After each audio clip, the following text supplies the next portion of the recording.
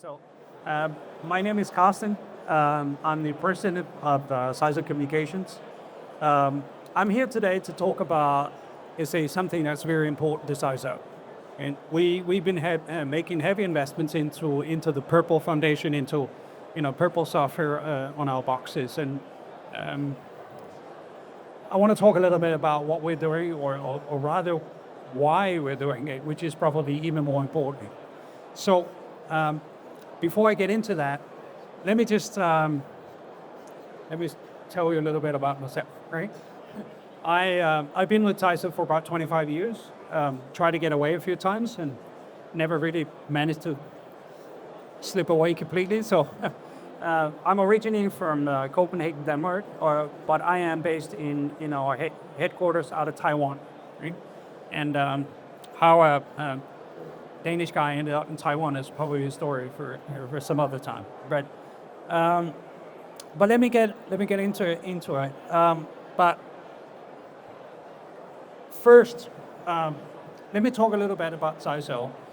For those of you who may not know of us, Sizer's been around since the late 80s, actually.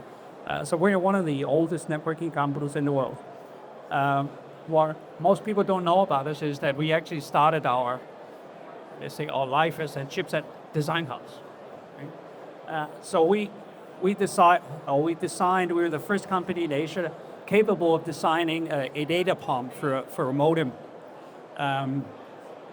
Really good modems. Unfortunately, the chips didn't sell so well, right? So we decided, let's use our own modem. Let's use our own chips, and actually we design modems around our own chips. And let's say, for those of you who have been around since the narrowband era, you will probably know it from, we made some of the best modems and high-end terminal adapters out there.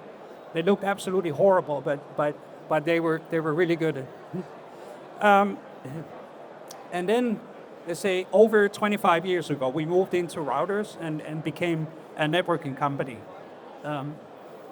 And we've always had our own software.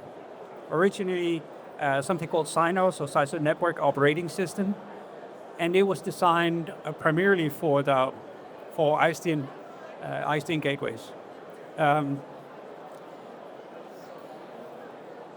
And let's say, when we started around the turn of the millennium, and we went into the broadband era, we kind of started leaving our own software a little bit behind, and started more using software from various chipset vendors and the platforms that we were using. And our focus since at least 20 years has been made duty on the telecoms vertical. Right? So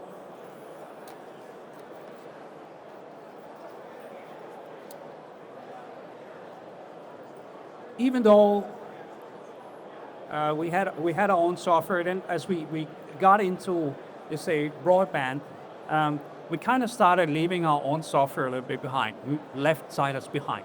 Right? And we had to do a lot of heavy lifting when we were using the software from various chipset vendors. And around that time, maybe 15 years ago, we decided this is not working. Yeah? This is just not working, because we were not able to give the same features and functions across different chipsets without putting heavy investments into each and every one of them. And we couldn't give a consistent set of features.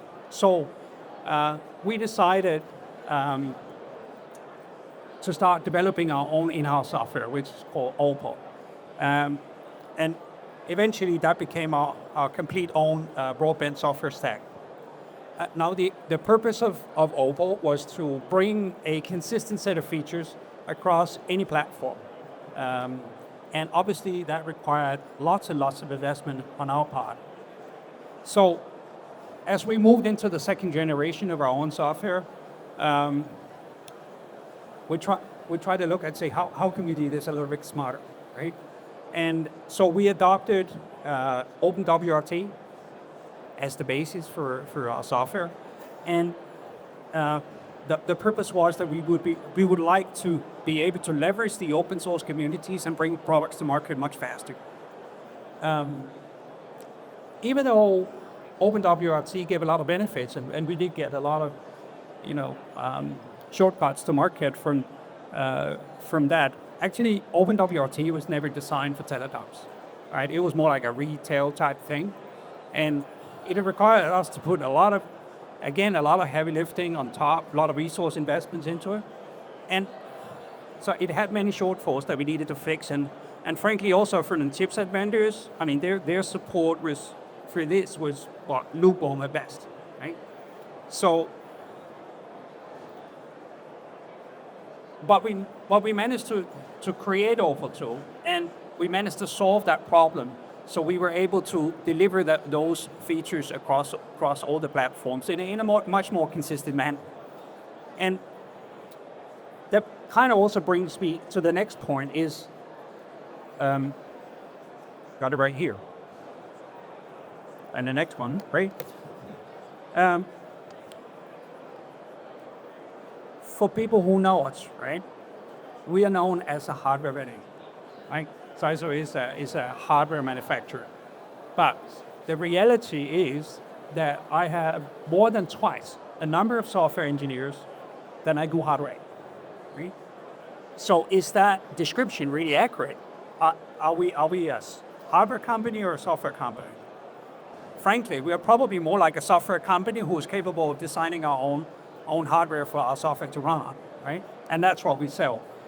And you can also say that a good product is not only a question of being, cost-effective, high performance. It also needs a feature-rich and robust software. Otherwise, it's just going to fail in the marketplace when you get there. So, let's look up a little bit. In the last decade, of course, the telecoms vertical has changed a lot. I think most of you will agree that the cloud is here to stay, right? It's the thing. And also, if we look at the subscribers network, it's becoming almost purely wireless, right? And it's actually quite complex. We have multiple units. We have, an ever-increasing number of IoT devices. So actually, the subscribers network is becoming very, very complex. So when we laid out the base for Open 3, the system architecture had to change to accommodate this new reality of subscribers networks. This is a reality where services need to be integrated all the way from cloud into the CPE. It's a reality where applications need to be able to move freely from the cloud into the CPE and back into the cloud, right? It's a reality where we have AI in the cloud, assisting the local network, right? And it requires a deep integration. It's also a reality where the cloud itself is not just a singular ACS. It's actually multiple endpoints.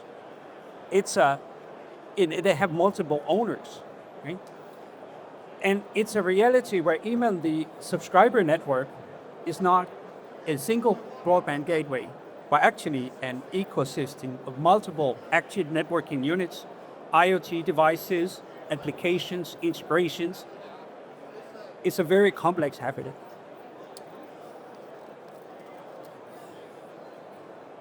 And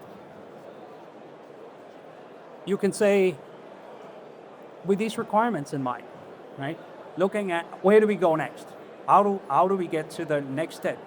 It was pretty much a no-brainer for us to look at prpl and say, hey, this is the way to go, right? The dream of prpl being a turnkey piece of software that you just, manufacture a device, put prpl on, and you truck roll it. That's just not reality. It's not reality. It still requires a lot of heavy lifting, on top of that, right? But the architecture of purple fits our purpose like a glove. Okay? Of course, price, manufacturing, and cost are always competitive parameters. But as the support for purple becomes more widespread and committed from the various chipset vendors like Sisal and say our competitors out here, we can utilize our resources and focus our attention on the value add on top of the devices, and our resources are much better spent in that area. Anyone can bring a board up. Anyone can bring a chip out. It's the value on top that matters. And so I would claim that in the future, the value that we can bring as a vendor to the market should be measured by those services and the value that we bring on top of something like purple. And that is exactly our focus with Opal 3. And that's exactly the reason why we innovate with purple. So for us to embrace purple as the